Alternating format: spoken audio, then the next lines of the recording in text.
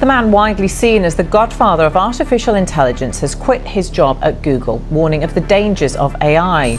Artificial intelligence अपनी high limit से पहुंच गई है, लेकिन क्या आपको पता है कि यही लिमिट्स आगे जाके हमारे लिए ख़तरा भी हो सकती है? जी हाँ, आप बिल्कुल सही सुन रहे हैं। जो आर्टिफिशियल इंटेलिजेंस है वो बढ़ते ही जा रही है दिन ब दिन। वही कोई 2-3 महीने पहले की बात है कि आर्टिफिशियल इंटेलिजेंस सिर्फ एक इमेज भी सही से जनरेट नहीं कर सकती थी, और आज वो आर्टिफिशियल इंटेलिजेंस है जो कि कई सारी जॉब्स भी रिप्लेस कर चुकी है। अगर आप फ्यूचर में देखें तो आपको ये बड़ा ख़तरा नज़र आएगा। और तो इलॉन मस्क, जो कि दुनिया के रिचेस्ट आदमी हैं, उन्होंने भी कहा है कि जो आर्टिफिशियल इंटेलिजेंस है वो किसी भी न्यूक्लियर बॉम्ब से ज़्यादा ख़तरनाक हो सकती है। And I think we'll have a better chance of advanced AI being beneficial to humanity in that circumstance. लेकिन क्या आर्टिफिशियल इंटेलिजेंस सच में इतनी ख़तरनाक है? तो जानते हैं। लेकिन आर्टिफिशियल इंटेलिजेंस ख़तरनाक है तो कैसे है, और अगर हम इससे बचना चाहते हैं तो क्या हमें आर्टिफिशियल इंटेलिजेंस को ख़त्म करना पड़ेगा? ऐसी बिल्कुल भी बात नहीं है। आज की जो आर्टिफिशियल इंटेलिजेंस है वो बेरली इंसानों को ख़त्म कर सकती है, लेकिन अगर सुपर इंटेलिजेंस दे दी जाए किसी भी एक एआई रोबोट को, और इसको इतना इंटेलिजेंट बना दिया जाए कि वो बग़ैर किसी लिमिट्स के, बग़ैर किसी रिस्ट्रिक्शंस के कोई भी काम कर सके, और उसको पावर्स दे दी जाए, तो एक्चुअली वो हम पे हुकूमत भी कर सकते हैं और ह्यूमैनिटी को एक्सटेंट भी कर सकते हैं।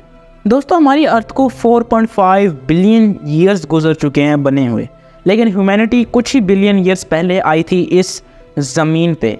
अब आर्टिफिशियल इंटेलिजेंस तो सिर्फ एक ही वजह है ह्यूमैनिटी के ख़त्म होने की। एक ऐसी मज़े की चीज़ भी बताऊंगा जिससे पूरी अर्थ भी ख़त्म हो सकती है। अब पूरी अगर हम लाइफ लाइन देखें अर्थ की, कि अर्थ के पैदा होने से लेकर बिल्कुल ख़त्म होने तक, तो अंदर इसको बहुत सारी चीज़ें फेस करनी पड़ेंगी, जिसमें आर्टिफिशियल इंटेलिजेंस तो सिर्फ एक छोटी सी चीज़ है। दूसरी सबसे इम्पॉर्टेंट चीज़ आती है सुपर वोल्केनोस। दोस्तों, एक दफ़ा क्या हुआ कि एक सुपर वोल्केनो फट गया था, और जिसका नाम था येलोस्टोन। अब इसका मतलब ये नहीं कि ये येलोस्टोन है तो ये पीला पत्थर है, इसका नाम येलोस्टोन है। अब ये जो सुपर वोल्केनो है, ये जब फटा था तो इसने पूरे नॉर्थ अमेरिका को दोस्तों ऐश में कवर कर दिया था। यानी जो इसके अंदर से लावा निकला था, और जब वो ड्राई हो गया था तो जब मटेरियल बचता है उसको हम ऐश कहते हैं, तो उस ऐश में कवर कर दिया था पूरे नॉर्थ अमेरिका को। और ये तो सिर्फ एक छोटी सी एग्जांपल है। अगर कोई ऐसे सुपर वोल्केनोस फ्यूचर में इरप्ट होते हैं और 1-2 साल साथ हो जाते हैं, तो ये पूरे अर्थ को एक नई एज में दाखिल कर सकते हैं, जिसको हम आइस एज कह सकते हैं। आइस एज अगर आपने नाम सुना है तो आपको पता है कि ये वो टाइम था जबकि सर्दी बहुत ज़्यादा अपनी हद पे पहुंच गई थी। लेकिन ये दोबारा भी हो सकता है दोस्तों। अगर कोई सुपर वोल्केनो फटता है तो वो कई billions of tons gases release करता है एटमॉस्फेयर में, जो कि इतनी तेज़ी से कोई भी एटमॉस्फेयर या क्लाइमेट चेंज कर सकती है जितनी हमारी सिर्फ आज सोच ही है। और अगर ऐसी कोई चीज़ फ्यूचर में होती है तो ये आइस एज फिर भी आ सकती है। अभी जो दूसरी ये वाली जो मैं चीज़ बता रहा हूँ, ये है एस्टेरॉयड्स। एस्टेरॉयड्स वो पत्थर होते हैं दोस्तों स्पेस में, जो कि किसी तरीके से हमारी ग्रेविटी से एस्केप होकर अर्थ पे आके टकरा सकते हैं। अब एस्टेरॉयड्स ज़रूरी नहीं है कि अर्थ पे ही टकराएं, वो एस्टेरॉयड्स किसी भी प्लैनेट के इर्द गिर्द ऑर्बिट कर सकते हैं। वो सिर्फ छोटे छोटे टुकड़े हो सकते हैं पत्थर के, और इतने बड़े भी एस्टेरॉयड हो सकते हैं कि वो पूरे प्लैनेट जितने साइज़ के हों। लेकिन आज तक सिर्फ एक एस्टेरॉयड अर्थ से टकराया था, जो कि मेजर एस्टेरॉयड था, और उसने क्या किया दोस्तों, उसने इतनी तबाही मचाई कि अर्थ की 70% लाइफ को ख़त्म कर दिया। और उसी तबाही में डायनासोर भी मारे गए, और इस तरह मारे गए कि उनकी स्पीशीज़ आगे बढ़ ही नहीं सकी। और वो एस्टेरॉयड टकराने से कितने एटम बॉम्ब्स की ताकत आई होगी अर्थ के ऊपर, आप वो अंदाज़ा लगा सकते हैं। 100, 200 नहीं, कई हज़ार एटम बॉम्ब्स की पावर का वो एक एस्टेरॉयड गिरा था, जो कि एक मीडियम साइज एस्टेरॉयड था। ये भी नहीं कि कोई इतना बड़ा एस्टेरॉयड था कि हमारे प्लैनेट के साइज से भी बड़ा हो, तो एक मीडियम साइज एस्टेरॉयड था जो कि गिरने से ये काम हुआ था।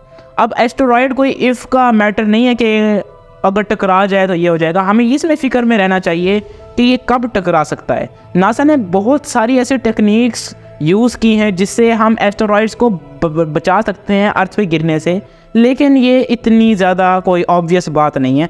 इससे भी बड़े बड़े थ्रेट्स अर्थ को आती रहती हैं, और एस्टेरॉयड्स को कोई रोकना इतना कोई आसान काम नहीं है। छोटे मोटे एस्टेरॉयड्स रुक सकते हैं, लेकिन अगर कोई मेजर एस्टेरॉयड आता है तो उनको रोकना एक चैलेंज है। दोस्तों, ये वीडियो का बहुत इंटरेस्टिंग पार्ट होने वाला है। अगर आप आर्टिफिशियल इंटेलिजेंस वाला पार्ट देख चुके हैं शुरू में, तो आपको बायोटेक्नोलॉजी भी पता होनी चाहिए। बायोटेक्नोलॉजी बायो और टेक्नोलॉजी से ही बनी है ऑब्वियसली।